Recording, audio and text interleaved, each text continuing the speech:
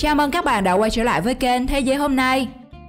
Nếu là fan của bộ phim hàng yêu tinh Goblin đình đám, chắc hẳn bạn sẽ mê mẩn với những cảnh quay tuyệt đẹp tại đất nước Canada. Nằm ở Bắc bán cầu, Canada là một phần của Bắc Mỹ. Đây được đánh giá là một trong những quốc gia đáng sống nhất thế giới bởi môi trường và cơ hội việc làm tốt. Tuy nhiên, ở quốc gia có diện tích lớn thứ hai thế giới này lại tồn tại những điều dị thường. Bạn từng thấy ở đâu họ bỏ ngón chân vào ly cocktail không? Hay bồn tắm, ngoài công dụng giúp bạn đi tắm, họ lại đi đua thuyền nữa. Cùng với những điều kỳ lạ ở Canada, tồn tại những luật cấm rất điên rồ. Và ở đây có xây dựng riêng bãi đáp địa bay dành cho người ngoài hành tinh nữa. Để biết thêm, hãy cùng Thế giới hôm nay khám phá video hôm nay. Thế giới sốc nặng, 15 điều kỳ lạ ở Canada mà thế giới cũng không hiểu nổi. 15. Bathtub Racing.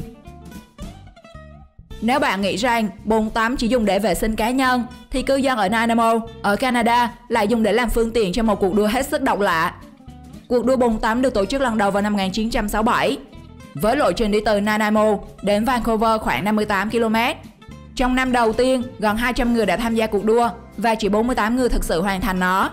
Tham dự cuộc đua, bạn có thể sử dụng mọi loại bồn tắm mà bạn thích và gắn động cơ phía sau để chiếc bồn tắm của bạn có thể lao nhanh về đích. Dù khá là gây sốc cho thế giới bởi sự kỳ lạ trong hình thức thi thố, nhưng đây thực sự là một cuộc thi được tổ chức bài bản, bởi nó có cả một hiệp hội bồn tắm Nanaimo chính thức.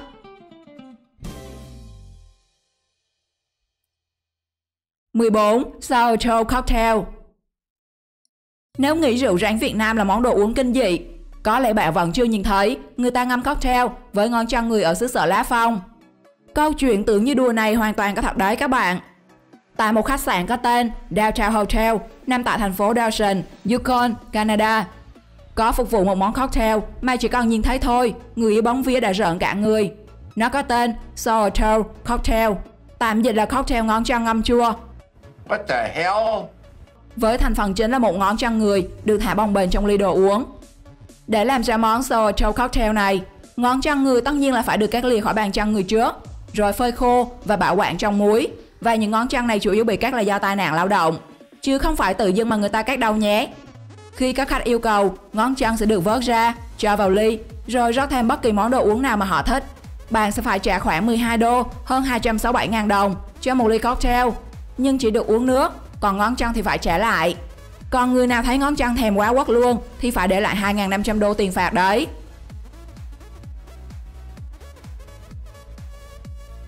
13. Nghề thu hoạch ban trôi.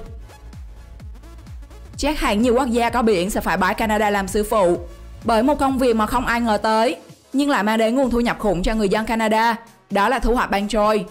Cụ thể là vào mùa xuân, khi những tảng băng khổng lồ trôi nổi từ Greenland đến Newfoundland sẽ được một số người dân thu gom lại rồi bán cho các công ty.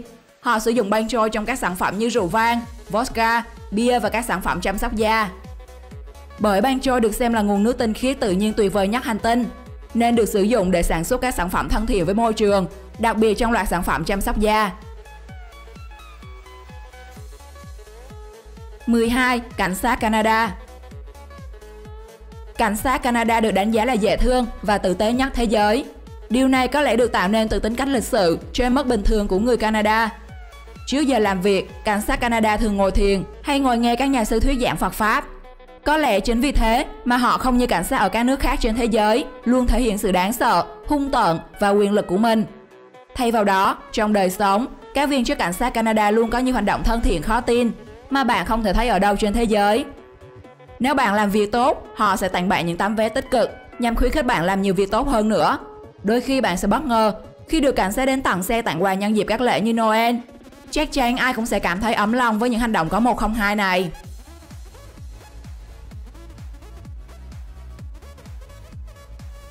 11. Khách sạn banh. Khách sạn Hotel de Clay ở Canada gây sốc cho thế giới khi được xây dựng lại hàng năm bằng 500 tấn banh và 30.000 tấn tuyết.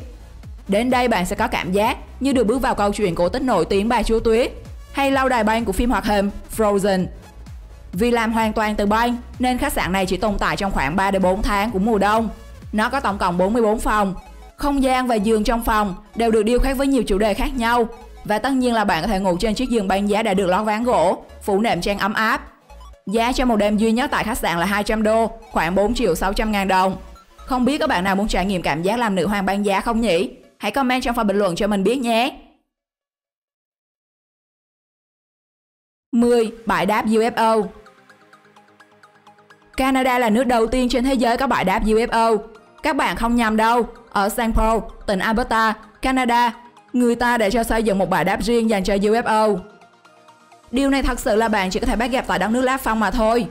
Bởi từ nhiều bức ảnh và bằng chứng chứng minh sự xuất hiện của UFO tại Canada, nên nhiều người dân có niềm tin rằng người ngoài hành tinh thực sự hiện hữu trên trái đất. Vì thế, để thể hiện sự thân thiện, vào năm 1967, Canada đã tiến hành xây dựng bãi đỗ dành riêng cho UFO.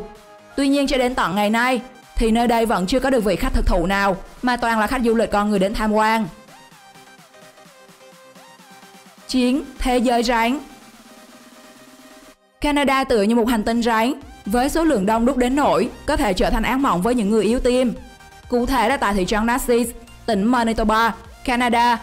Sau thời gian tuyết tan, độ cuối tháng 4, đầu tháng 5, thì hàng chục nghìn, thậm chí là hàng trăm nghìn con rắn sọc đỏ sẽ trượt ra khỏi hang và bò tràn lan trên mặt đất, tạo thành một cộng đồng rắn lớn hỗn độn. Đây là thời điểm chúng tìm kiếm bạn tình để giao phối và sinh sản. Việc số lượng rắn lớn di chuyển chen chúc và cọ vào nhau đến nỗi tạo ra những tiếng rào rào như gió nhưng lớn hơn nhiều. Âm thanh này có thể làm bất kỳ ai cũng phải nổi gai óc. Nhưng nếu bạn là người không biết sợ là gì, thì đến đây sẽ là một trải nghiệm đặc biệt. Bạn được thoải mái ngắm nhìn và có thể cầm chơi đùa cùng với những chú rắn, bởi chúng là loài không có nọc độc nên rất an toàn.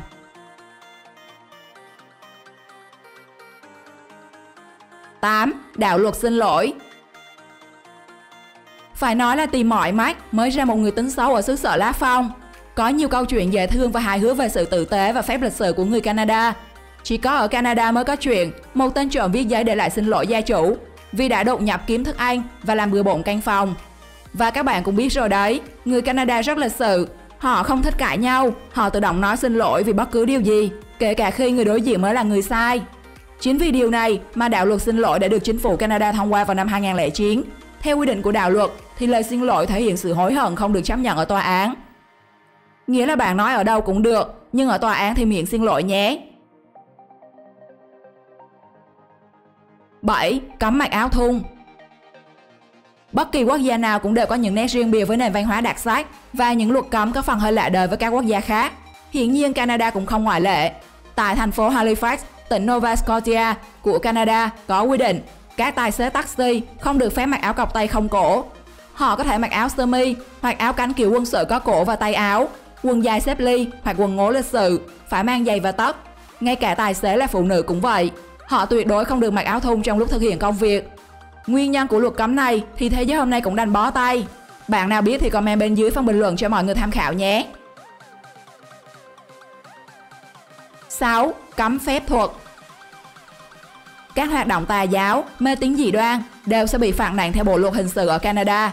Tại đất nước này cũng không tồn tại khái niệm đi xem ngày đẹp để khai trương hay để cưới hỏi vì đó là điều cấm. Và cũng không có phù thủy hoặc thầy bói được phép hành nghề ở quốc gia này. Họ cấm cả các trò chơi gọi hồn hay lên đầu nhập xác. Ở Canada, mọi ngày đều là ngày đẹp và người dân Canada thì mọi ngày như một. Họ vẫn tập trung lao động, học tập để phát triển đất nước mình. 5. Mê cung tuyết. Nhiều người đã không khỏi ngỡ ngàng khi nhìn thấy cái mê cung siêu to khổng lồ này ở Canada. Và có đến đây trải nghiệm thì các bạn cẩn thận kẻo bị lạc khi vào mê cung, bởi nó có diện tích lên tới 2.789 m². Mê cung do một người đàn ông tên Clint Mass lên ý tưởng và thực hiện trong thời gian 6 tuần, cùng 12 người làm việc để hoàn thiện công trình này, với chi phí khoảng 42.676 đô. Đây là số tiền không nhỏ cho một niềm vui khá điên rồ đúng không các bạn? Mê cung tuyết có những bức tường cao gần 2 m và dày 0,6 m. Nó đã được kỷ lục Guinness công nhận là mê cung tuyết lớn nhất thế giới. 4. Cấm ăn kem vào ngày Chủ nhật. Đây là một luật lệ khá kỳ lạ ở thủ đô Ottawa. Mặc dù không biết lý do tại sao, nhưng đã là luật thì phải nghiêm chỉnh chấp hành thôi đúng không nào? Theo luật này, các bạn có thể ăn kem thoải mái vào bất cứ ngày nào trong tuần, nhưng sẽ phải cẩn trọng hơn nếu quyết định ăn vào ngày cuối tuần. Cụ thể, chính quyền Ottawa không cho phép mọi người ăn kem trên phố băng vào ngày Chủ nhật. Do đó nếu bạn thèm một cây kem ốc quế thì hãy ăn vào một ngày khác hoặc đi qua một con phố khác để ăn, nếu không muốn bị cảnh sát thăm hỏi. 3. Prairie Oyster. Tên ban đầu của món ăn này, Prairie Oyster, dịch theo nghĩa đen là hàu thảo nguyên, nhưng hoàn toàn không có con hàu nào đâu các bạn đừng có mơ. Món ăn đáng sợ này chủ yếu được làm từ tinh hoàng bò. Nếu tò mò và có đủ can đảm muốn thử món ăn kỳ dị này, bạn có thể đến Alberta, Canada. Tinh hoàng của bò sẽ được chế biến cùng với các loại thảo mộc, gia vị, nước sốt, nước chấm để có một hương vị hấp dẫn. Vấn đề là bạn có nhắm mình nuốt nổi hay không? Đặc biệt ở Canada còn có lễ hội tinh hoàng diễn ra thường niên để tôn vinh món ăn độc đáo này. 2. Hồ nước. Một điều gây sốc không nhỏ ở Canada là quốc gia này tuy có diện tích lớn thứ hai trên trái đất sau Nga, nhưng nó lại là đất nước có nhiều hồ tự nhiên nhất trên thế giới. Và theo thống kê, một nửa số hồ của toàn thế giới đều nằm ở Canada. Người ta ước tính rằng có gần 31.752 hồ trên đất liền, có diện tích hơn 3 km vuông. Và trong số này, có 561 hồ lớn hơn 100 km vuông. Có thể kể đến những cái tên như hồ Superior, Huron, Great Bear. Do có nhiều hồ như vậy, nên 9% bề mặt của Canada được bao phủ bởi nước ngọt. Và vùng đất này cũng là nơi có hồ đốm duy nhất trên thế giới. 1. Theo dõi ông già Noel. Cứ đến dịp gần Noel, quân đội Canada sẽ bắt đầu lần về dấu vết của ông già Noel. Hoạt động theo dõi ông già Noel đã được duy trì hơn 60 năm qua.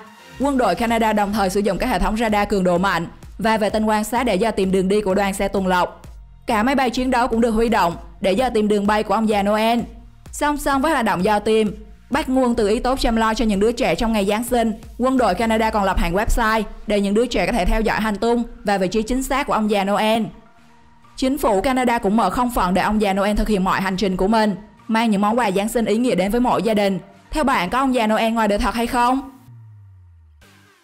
Điều điên rồ nào ở Canada làm bạn cảm thấy sốc nhất? Hãy comment câu trả lời của bạn trong phần bình luận nhé. Xin chào và hẹn gặp lại các bạn trong những video tiếp theo.